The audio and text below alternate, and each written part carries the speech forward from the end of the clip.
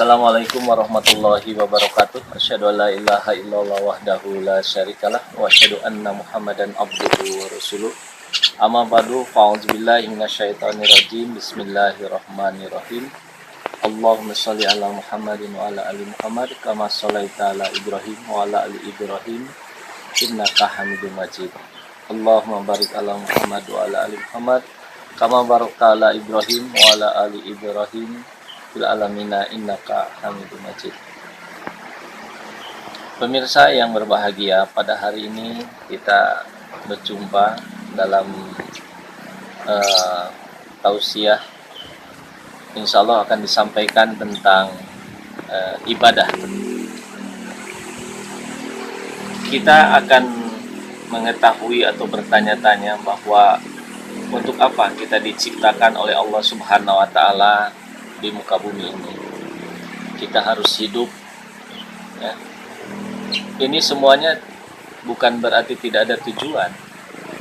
Allah Subhanahu wa Ta'ala menciptakan kita, jelas ada tujuan yang paling utama, sebagaimana di dalam Al-Quran surat Ad-Dariyat ayat 56, Allah Subhanahu wa Ta'ala berfirman, "Wa ma khalaqtul jinna wal insa illa liya'budun." Dan tidaklah aku ciptakan jin dan manusia melainkan semuanya adalah untuk beribadah kepada Allah Subhanahu wa Ta'ala. Nah, jadi tujuan utama manusia diciptakan oleh Allah Subhanahu wa Ta'ala itu tiada lain, hanya untuk beribadah. Nah, dari dalil ini kita mengetahui bahwa umat manusia, kita semua, tidak ada sedikit pun celah untuk beralasan tidak beribadah kepada Allah Subhanahu wa Ta'ala. Ya. Kita tidak bisa memisahkan bahwa ini urusan dunia, ini urusan ibadah. Tidak seperti itu. Tetapi setiap aktivitas kita, setiap kegiatan kita, hendaknya bernilai ibadah.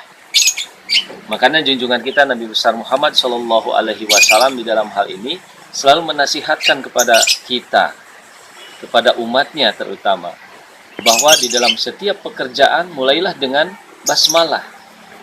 Supaya apa? Ya, ini supaya semua pekerjaan itu bisa bernilai ibadah.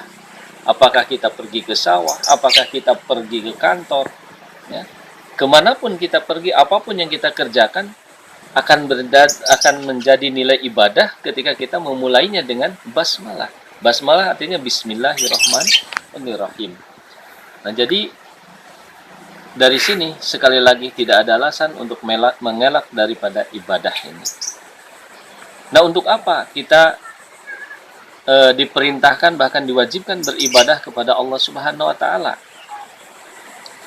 Nah, jadi dengan ibadah inilah kita nantinya akan dikenalkan siapa Sang Khalik dan siapa makhluk. Sehingga kita di sini nanti tidak akan salah lagi di dalam mencari atau beribadah, mengabdikan diri, beribadah kepada siapa yang sesungguhnya yang harus kita lakukan. Nah, jadi melalui ajaran-ajaran yang dibawa oleh para nabi ini sangat jelas dari sejak Nabi Adam alaihissalam sampai pada Nabi besar Muhammad sallallahu alaihi wasallam, itu semua mengajarkan tentang ketauhidan. Ketauhidan artinya untuk mengenal Sang Khalik yang Maha Tunggal. Ya, sebagaimana di dalam Al-Qur'an katakan qul huwallahu ahad, Allahus samad. Jadi Allah itu yang Maha Tunggal. Semua makhluk menggantungkan hajatnya, mengandungkan keperluannya, segala keperluannya hanya kepada Allah Subhanahu wa Ta'ala, tidak kepada yang lain. Hadirin yang berbahagia, di dalam ajaran Islam banyak sekali jenis-jenis ibadah yang harus kita lakukan. Nah, jadi artinya di sini dengan mengatakan jenis-jenis ibadah, bukan berarti bahwa kita setelah menyelesaikan ibadah sholat sudah merasa cukup, yakni membayar infak sudah cukup.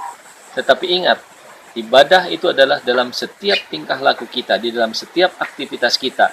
Itu semua harus bernilai ibadah. Hadirin yang berbahagia, Allah Subhanahu wa Ta'ala bukan hanya mengutus seorang utusannya saja dan menurunkan kitabnya saja di akhir zaman ini. Tetapi untuk kesempurnaan ibadah, menyembah kepada Allah Subhanahu wa Ta'ala ini, Allah Subhanahu wa Ta'ala menurunkan wadahnya, yakni agama, yakni agama Islam. Dan Allah Subhanahu wa Ta'ala sendiri juga berfirman tentang agama Islam ini. A'udzubillahi minasyaitonirrajim. Al-yauma akmaltu lakum dinakum wa atmamtu alaikum nikmati wa raditu lakumul Islam madina. Bahwa agama yang diciptakan oleh Allah Subhanahu wa taala, yang dibawa oleh Nabi besar Muhammad sallallahu alaihi wasallam ini adalah agama yang sudah sempurna, yang sudah cukup di dalamnya dengan ajaran-ajarannya. Hanya sekarang tinggal bagaimana kita mempelajari apa yang dibawa oleh Nabi besar Muhammad sallallahu alaihi wasallam ini. Kemudian bagaimana cara kita mengamalkannya. Tentunya kita tidak bisa terlepas dari sunnah, hadis, dan Al-Quran. Kalau kita tetap berpegang teguh kepada hal itu, insya Allah kita tidak akan tersesat di dalam melakukan ibadah kepada Sang Khalik ini. Tinggal kita bagaimana cara mensyukurinya, apa yang telah dianugerahkan oleh Allah Subhanahu wa taala ini kepada kita di akhir zaman. Kita sesungguhnya adalah orang-orang yang sangat beruntung karena hidup di zaman yang serba modern ini. Tetapi bagaimana di zaman Rasulullah Shallallahu Alaihi Wasallam pada waktu awal, beliau harus berjuang mati-matian untuk menegakkan ketauhidan ini.